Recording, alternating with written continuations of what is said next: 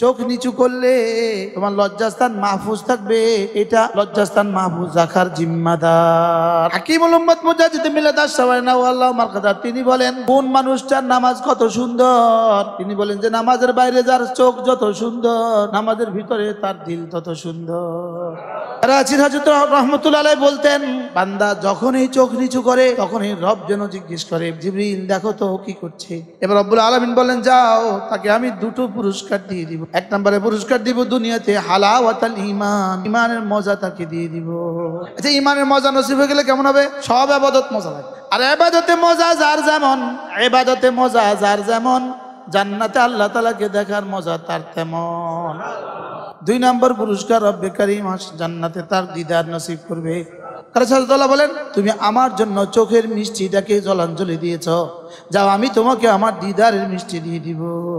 আচ্ছা, ভিন্নারির দিকে না তাকালে আমার কি কি গেছে, এবার আসছে কি কি, গেল কত এলো কত, যায় নাই কিছুই, এসে গেছে সব। কুল্লিল মুমিনিন ইয়াগুদ্দু মিন আবসারিহিম, ওরা যেন ওদের চোখগুলোকে নিচু করে, ওয়া ইয়াহফাজু ফুরুজাহুম, আর তাদের লজ্জাস্থানকে হেফাজত করে। তাহলে গদ্দে বসর হেফাজতে ফরজের জামিন, যদি চোখকে হেফাজত করে লজ্জাস্থান নিরাপদ। যার লজ্জাস্থান নিরাপদ তার জান্নাতের জামিন আমি হয়ে গেলাম, আমি তার জান্নাতের জামিন। রাসূল কি বলেন, বলেন বলেন বলেন, এই দুইটার যে জিম্মাদার রাসূল বলেন, আমি তার জান্নাতের জিম্মাদার। আচ্ছা, রাসূল যদি জান্নাতের জিম্মাদার হয়, রব্বুল আলামিন বলেন, যালিকা আজকা লাহুম, এটা তোমাদের দিলগুলোকে পবিত্র করার জন্য মহা ঔষধ।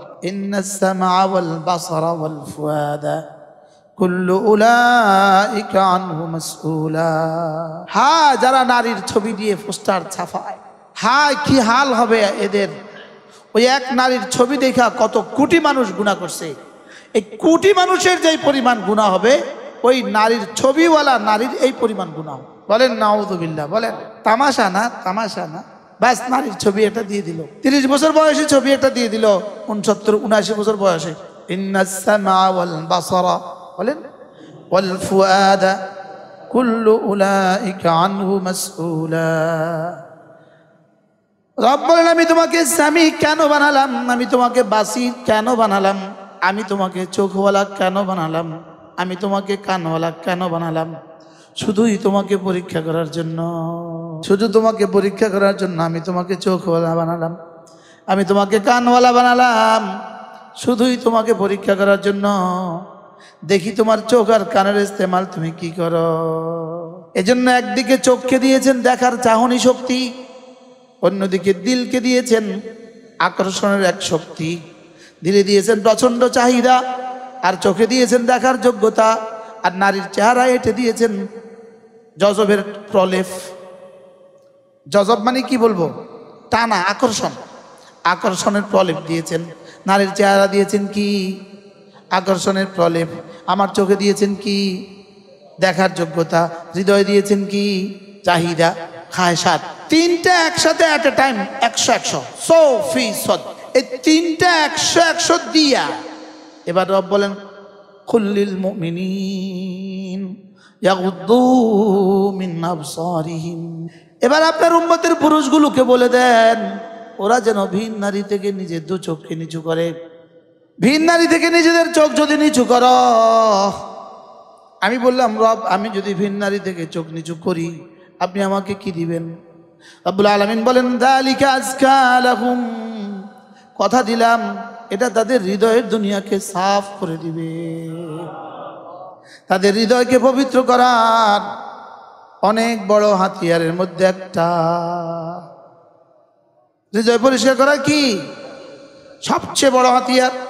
আজকা ইসমে তাফজিল, সুপারলেটিভ ডিগ্রি, সবচেয়ে বড় হাতিয়ার। সুবহানাল্লাহ। কুল্লিল মুমিনিন ইয়াগুদ্দু মিন আবসারিহিম ওয়া ইয়াহফাজু ফুরুজাহুম, ওদেরকে বলে দেন ওরা যেন চোখকে নিচু করে আর লজ্জাস্থানকে হেফাজত করে। আগে চোখ না লজ্জাস্থান? আগে চোখ বললেন কেন, পরে লজ্জাস্থান বললেন কেন? কারণ গদ্দে বাসার হেফাজতে ফরজের জামিন। অর্থ কি? চোখ নিচু করলে তোমার লজ্জাস্থান মাহফুজ থাকবে, এটা লজ্জাস্থান মাহফুজ রাখার জিম্মাদার। চোখ নিচু করা লজ্জাস্থানকে হেফাজতের প্রধান হাতিয়ার। এবার আরেকটা মজার খবর শুনবেন। হাকিমুল উম্মত মুজাদ্দিদ মিলাদ আশ-শাওয়ানা ওয়াল্লাহু মারকাদা তিনি বলেন কোন মানুষটার নামাজ কত সুন্দর। তিনি বলেন যে নামাজের বাইরে যার চোখ যত সুন্দর, নামাজের ভিতরে তার দিল তত সুন্দর। করাচির হযরত রহমতুল্লাহ আলাইহি বলতেন, বান্দা যখনই চোখ নিচু করে তখনই রব যেন জিজ্ঞেস করে, জিবরিল দেখো তো কি করছে। তাহলে জিবরিল ফেরেশতা কি বলে, আল্লাহ ও না চোখ নিচু করছে ভিন্নারি থেকে। রব জিজ্ঞেস করে কেন? জিবরিল বলে আল্লাহ আপনার ভালোবাসা,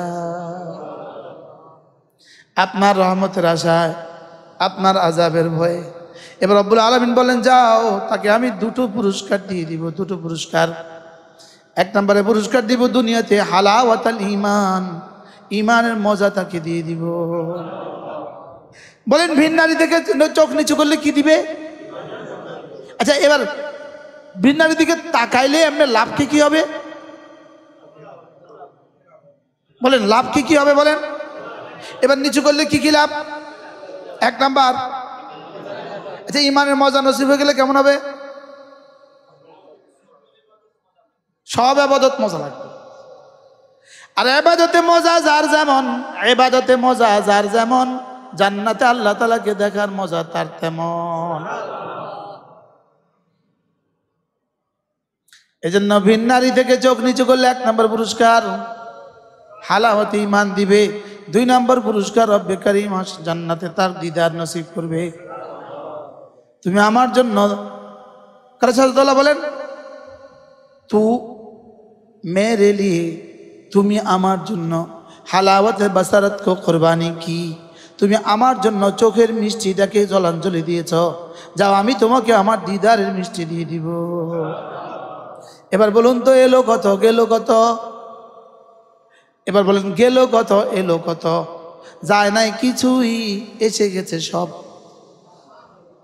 বলেন কি বলছি বলেন? আচ্ছা ভিন্নারির দিকে না তাকালে আমার কি গেছে? হ্যাঁ ভিন্নারির দিকে না তাকালে আমার কি গেছে বলেন? এবার আসছে কি গেল কত এলো কত? বলেন বলেন বলেন গেল কত এলো কত? যায় নাই কিছুই, এসে গেছে সব। হ্যাঁ গেছে কিতা ন যায়, কিছু ন যায়। বলেন কিছু ন যায়। হ্যাঁ বেগিন আগে গেল কি এলো কি? হালাওয়াতে ঈমান যদি নসিব হয়ে যায়, ঈমানের মিঠাস যদি নসিব হয়ে যায়। হযরত বেলাল ঈমানের মিঠাস কেমন নসিব হয়েছিল? হ্যাঁ সব নিয়ত করেন ইনশাআল্লাহ। বলেন ইনশাআল্লাহ। হ্যাঁ ইয়া কুল্লিল মুমিনিন। করাচি হযরত রাহমাতুল্লাহ আলাইহি আজীব কথা বলেন। এখানে আল্লাহ তাআলা এভাবে বলেন নাই ইয়া আইয়ুহাল্লাযীনা আমানু গাদ্দু আবসারাকুম, হে মুমিনরা তোমরা চোখ নিচু করো, এভাবে বলেন নাই। করাচি হযরত আজীব বলেন। আচ্ছা আল্লাহ এভাবে বললেন না কেন? কুল দিয়ে বললেন কেন? আপনি বলে দেন। হযরত বলেন যে আল্লাহ তাআলার বান্দারা যাদেরকে এতটা ভালোবেসে বানিয়েছে, রব যাকে এতটা ভালোবাসেন, সে ভিন্নারের দিকে চোখ তুলবে, এটা আল্লাহর কইতেও ভাল লাগে না। এটা কেমনে সম্ভব? আচ্ছা ক্লাস 5-এর ছেলেটা বিড়ি খায়, এটা কেমনে সম্ভব? তো বাপের কাছে এই খবর পড়ছে ছেলেটা বিড়ি খায়। বাপকে আমি তার এই কথা কই কেমনে, আমার শরম লাগে। তো বাপে তার কোনো নিজের কোনো দোস্তকে বাছাই করে, দোস্ত তোর ভাতিজার একটু কইয়া দিস তো। কইলেই তো ছেলে হয়রান হয়ে যায়, আব্বু যাই না গেছে আঙ্কেল আর খাবো না। হ্যাঁ অথবা ওই দোস্ত ছেলের কোনো দোস্তকে বাছাই করে, এই শোন তোর দোস্তটারে বলে দিস, তোর বন্ধুটাকে বলে দিস সেজন্য আর বিড়ি না খায়। এ কথা কয়ে বাবা কি বুঝাতে চাইছে? আমি জানছি, আমি আমি জানছি, তবে আমার পুত এটা করবে, এটা আমার কইতেও শরম লাগে। এজন্য আমি সরাসরি বলছি না। হাবিব, আপনি একটু আপনার উম্মতকে বলে দিয়েন। কি কি বলে দিয়েন?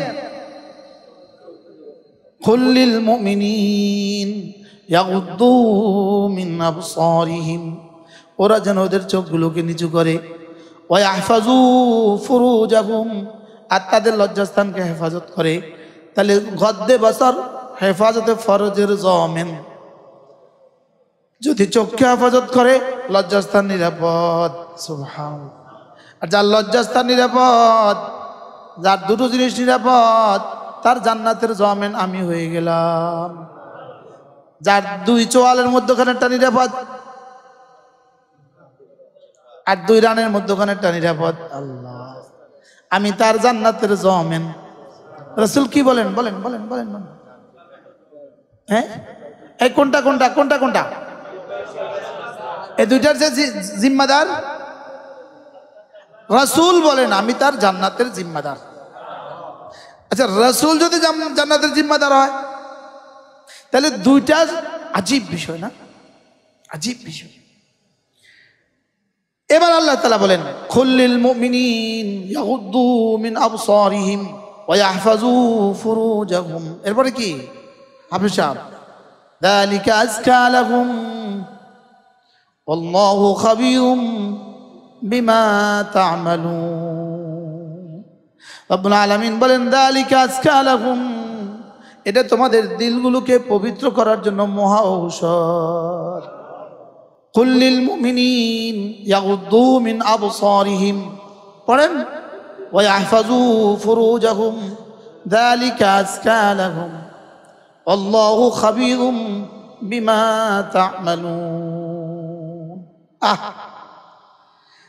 তুমি একবার চোখ নিচু করবা, রব যেন বলেন, আমি আবার পরীক্ষা নিব তোমার। এবার 100 পেয়ে গেছো, আবার পরীক্ষা নিব। আবার 100 পেয়ে গেছো, আবার পরীক্ষা নিব। আবার 100 পেয়ে গেছো, আবার পরীক্ষা নিব। এবার বলেন তো, ফজর থেকে জোহর, জোহর থেকে আসর, আসর থেকে মাগরিব, মাগরিব থেকে আয়েশা, এখন থেকে ঘরে যাওয়া, এই এখন থেকে মসজিদ থেকে বের হয়ে ঘরে যাইতে কয়বার পরীক্ষা হবে? হ্যাঁ, আমি আলহামদুলিল্লাহ এই জন্য গাড়ির সামনে সিটে বসি না। আলহামদুলিল্লাহ বলেন। যাদের ব্যক্তিগত গাড়ি আছে সামনে সিটে বসবেন না। গাড়ির সামনে সিটে বসলে হেফাজত করা কঠিন। পিছনের সিটে বসলে আপনার চোখের সামনে গাড়ির সামনে সিট থাকে, এই জন্য আপনি বেঁচে গেলেন। কি বলছি?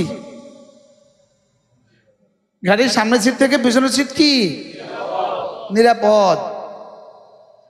এজন্যই বিনা প্রয়োজনে ঘর থেকে বের হবেন না। ওয়ালিয়াসাকা বাইতুক, তোমার ঘর যেন তোমার জন্য প্রশস্ত হয়। ঘর যেন তোমার জন্য কি হয়? খামাখা রাস্তায় বের হবেন না। বলেন কি বলছি? বলেন বলেন। ওরা যখন রাস্তায় বের হয়, তো আপনি আর আমি ঘরে থাকি। আর ঘরে যদি নাই থাকো, তো করোনা দিয়ে ঘরে ঢুকা দিব। ঘরে থাকুন, ঘরে থাকুন, নিরাপদ থাকুন। তো এটা তো 1450 বছর আগে রাসূল বলেছেন। সুবহানাল্লাহ বলেন। করোনার স্লোগান কি ছিল বলেন? স্টে এট দ্য হোম, ঘরে থাকুন।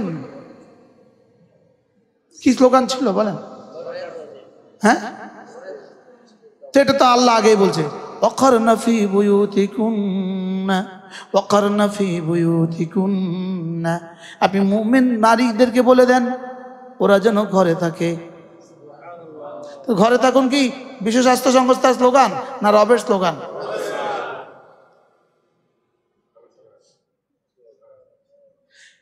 যদি সারা পৃথিবীর সব মুফতি মিললে একসাথে বলতো করোনা থেকে বাঁচার জন্য ঘরে থাকুন, থাকতো না। लेकिन বিশ্ব স্বাস্থ্য সংস্থা বলছে এখন তো না থাকে আর কোনো উপায় না। কি এখন তো ফেসবুক শরীফে বলছে, এখন তো ইউটিউব শরীফে বলছে। আরে বলেন এখন কোন শরীফে বলছে? কারণ এটা তো কোরআন শরীফ, তো কি এটা তো ওহী। ফেসবুক শরীফে যেটা লিখবে এটা তো ওহী, ফেসবুকে লিখছে ঘরে থাকুন। আরে বলেন এই ইউটিউব শরীফে লিখছে ঘরে থাকুন, সব ঘরে, কেউ আর বাইরে না। যেই করোনা গেছে গা আবার সব বাইরে, অথচ ঘরে থাকুন এটা কার স্লোগান? পড়েন কোন আয়াত? পড়েন ওয়াক্কারনা ফি বুয়ুতিকুন্না। বলেন করোনার 1 বছর আমি বেশি বিমানে চড়ছি, বেশি। করোনার 1 বছর পুরো আমি দেশে বেরিয়েছিলাম, প্রতি সপ্তাহে সপ্তাহে বিমানে চড়ছি। বিমানে উঠে এত ভাল লাগতো, হাত মোজা পা মোজা। আল্লাহ তুমি কেমনে পারছো? শুধু কাপড়ের মোজা না, প্লাস্টিকের মোজা, শরীর পুরা প্লাস্টিক দিয়ে ঢাকা, আবার চেহারা পুরা ঢাকা রাখছে, এর উপরে আরেকটা দিয়ে রাখছে। আল্লাহ দেখছেন কি কথা? মানে আল্লাহ ঘরে ঢুকাইতে পারবে না, পারবে না। এমনি কি খেয়াল আপনাদের? পারবে না বলেন? সারা দুনিয়ার সমস্ত বেঈমানের চেহারাও আল্লাহ একদিনে ঢাকা দিতে পারবে না? কেমনে পারে? নিজেদেরকে দিয়েই নিজেরা পারায় দিছে। পারছে না বলেন? লেকিন ইসলাম বললে আমরাই এক জাতি যারা প্রতিদিন কমপক্ষে 5 বার হাত ধুই, প্রতিবারে 3 বার করে ধুই।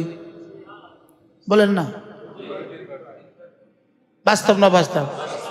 তো এটা তো আমরা 6 বছর বয়সে শিখছি। তো আমরা শুধু 20 সেকেন্ডই ধুই না আরো বেশি ধুই? ফজরে, জোহরে, আসরে, মাগরিবে, এশা, শুধু এই সময় না আরো বারবার? ইসলাম যেটা সেটাই আজকা। সুবহানাল্লাহ বলে। তাহলে ভিন নারী থেকে চোখ নিচু করা কি আজকা? বলেন মুখস্থ করেন আজকা আজকা আজকা। এবার দেখেন কাদ আফলাহা মান তাযাক্কা। এবার দেখেন কাদ আফলাহা মান যাক্কাহা। এবার দেখেন হুয়াল্লাযী বা'আসা ফিল উম্মিয়িনা রাসূলাম মিনহুম ইয়াতলু আলাইহিম আয়াতিহি ওয়া ইউযাক্কিহিম। রাসূলকে পাঠিয়েছে দিলটাকে সাফ করে দেওয়ার জন্য। সুবহানাল্লাহ বলেন। আর দিলটাকে সাফ যে করবে সে সফল হয়ে গেছে।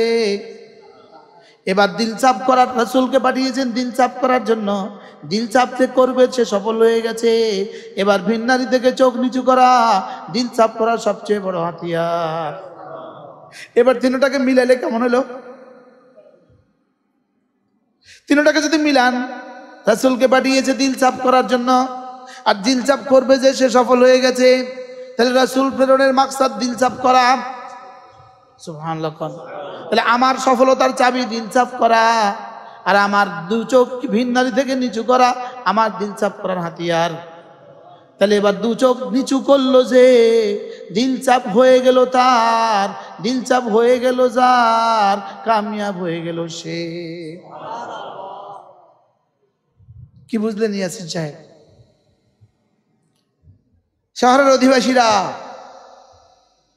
শহরের অধিবাসীরা, আমার ছোট্ট একটা মাদ্রাসা আছে, শুকর আদায়ের জন্য বলছি, 40 দিন যদি আমার মাদ্রাসার ভিতরে আপনি থাকেন, মাদ্রাসার পরিবেশে আপনি থাকেন, মাদ্রাসার গ্রামে এলাকা থাকেন, আপনি একটা ভিন নারী দেখবেন না, বেপর্দা একটাও দেখবেন না। আলহামদুলিল্লাহ বলেন। আল্লাহ কালকে নিয়ে আবার বিবিসি নিউজ করে যে এক জালেম পাওয়া গেছে যার মহল্লা নাকি ভিন নারী নাই, ভিন নারী পর্দা ছাড়া নাকি নারী নাই। যালিকা আজকা লাহুম, এটা তোমার জন্য বড় পবিত্রতার বড় হাতিয়ার। করবো তো ইনশাআল্লাহ। আচ্ছা এগুলো কয়বার শুনলে আপনার চোখ নিচু হবে কোন তো? হ্যাঁ, কতবার শুনলে চোখ নিচু হবে?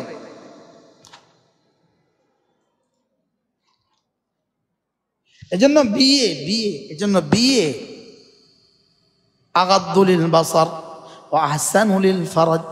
সুবহানাল্লাহ। বিয়ের ফজিলত কি?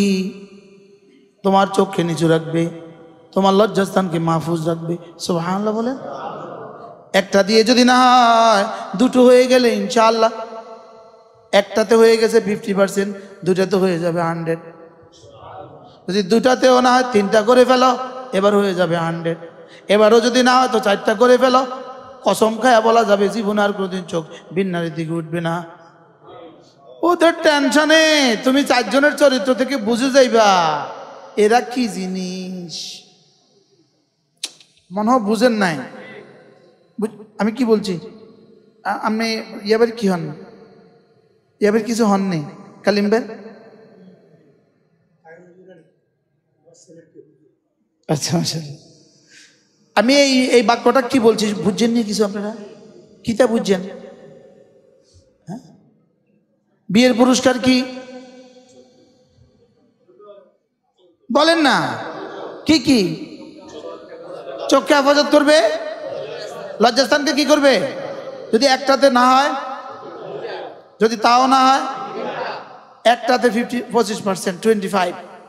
এবার দুইটাতে 50, 3টাতে 75, 4টাতে ওয়াহ সুবহানাল্লাহ বলেন। আপনি করেছেন? আপনি ফিকির করে দেখেন না, 4টার পরেও যদি আপনার চোখ যায়, 4টার পরেও যদি আপনার চোখ যায়, আপনি তখন আমার নাম বদলায় দিবেন। ইসলাম যেটা দিছে এটাই সত্য। সুবহানাল্লাহ বলেন। এই কালকে ভিডিওতে অনুমান হবে 4 বিয়ের কথা বলেছেন তিনি।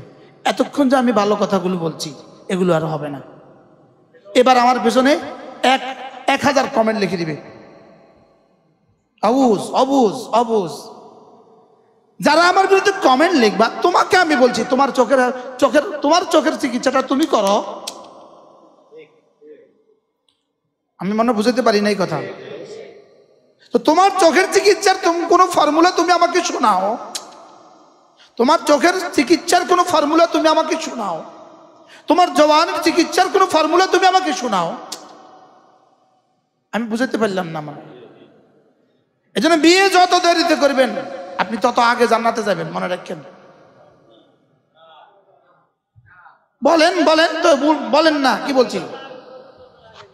একদিন দেরি হয় বিয়া, ওই একদিন জাহান্নাম, হাজার হাজার বছরের জাহান্নাম লাজে মজে।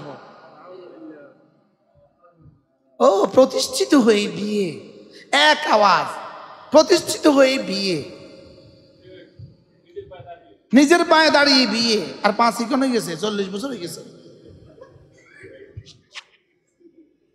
বাস্তব না বাস্তব? যে জালেম তার ছেলেকে বিয়ে করে না, জালেম বলেন, জালেম জালেম। ছেলের 35 বছর বয়স, ছেলেকে এখনো বিয়ে করে না, জালেম, হারামি, বাবা হওয়ার অনুপযুক্ত। কি বলছি বলেন? এটা বাবা হওয়ার অনুপযুক্ত। আল্লাহ রাগ করছেন কি জানে? কি কি বলছি বলেন? নেকার পুরস্কার কি? নেকার পুরস্কার কি? বিয়ের পুরস্কার কি? কি কি? যদি 2 বিয়ের পরেও তোমার এই নেয়ামত মিলে যায়, হইতে পারে 2 বিয়েতে কিছু পেরেশানি হয়ে গেছে, লেকিন এই নেয়ামত যদি মিলে যায়, আল্লাহর কসম তুমি দো জাহানের শ্রেষ্ঠ নেয়ামত মিলে গেছে। এবার 3 বিয়ে হয়েছে, এরপরে যদি তোমার এই নেয়ামত মিলে যায়, হেফাজতে ফরজ আর গদ্দে বসরের নেয়ামত মিলে যায়, দো জাহানের শ্রেষ্ঠ নেয়ামত মিলে গেছে।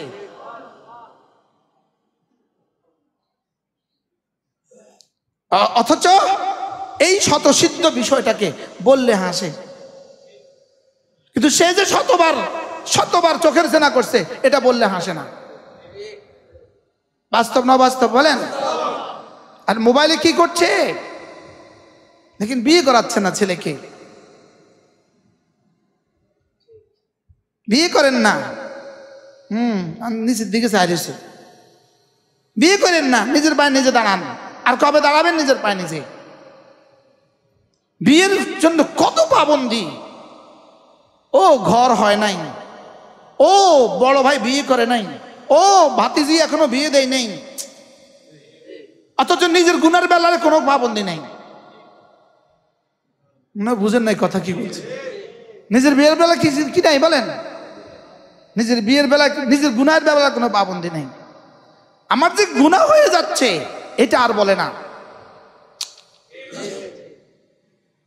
1998 আমি পটিয়া থেকে ইফতা পড়ে বাড়ি গেছি। ফারেক হয়ে পরীক্ষা যেদিন দিছি ওই দিন বাড়ি গেছি।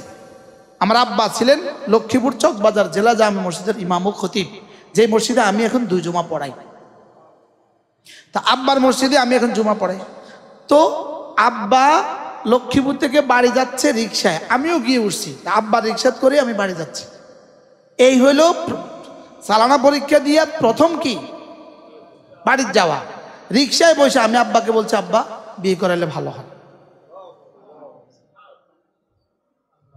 কি আমার কাপড় লাগলে আমি আব্বাকে বলতে পারি, এটা বলতে পারলাম না কেন? আমার কিতাব লাগছে আমি আব্বাকে বলছি, এটা বলতে পারি, এটাও তো আমার লাগছে, এটা আমি বলবো না কেন? এই আপনার বিয়ে হয়েছে? ওই যে বিয়ে হয়েছে, দাঁড়ান দেখেন, প্রতিষ্ঠিত হলে বিয়ে না, আমরা দাঁড়ান, ইনি প্রতিষ্ঠিত হলে বিয়ে করবে, ইনি প্রতিষ্ঠিত হলে বিয়ে করবে। Excuse me, sit down please.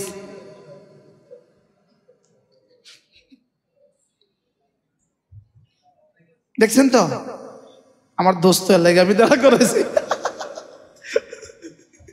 আমি জানিও বিয়ে করে না, লেগে দাঁড়া করাইছি। থাক আর কারো দাঁড়া করাইতাম না আমরা, আর কষ্ট মনে কষ্ট নিয়েন না। বিয়ে দরকার না দরকার না? আব্বারে এটা বলতে অসুবিধা কোথায়? আব্বা যেহেতু বুঝে না, আব্বারে মনে করায় দেন। আমার আব্বা বলতেছে দেখো দেখো, আমি বলছি আব্বা অমুকের একটা মেয়ে আছে, এটা বড় বাংলাদেশ, এটা বড় ঘর। আব্বা কয় মানে আমাদেরকে দিবে না রে। আমি কি আব্বার চেষ্টা করে দেখতে তো পারি, আমি কি আব্বা চেষ্টা তো করে দিতে পারি। আচ্ছা ঠিক আছে দেখ। পরে আমার ঠিক মতো ওই ঘরে আমার বিয়ে হয়ে গেছে।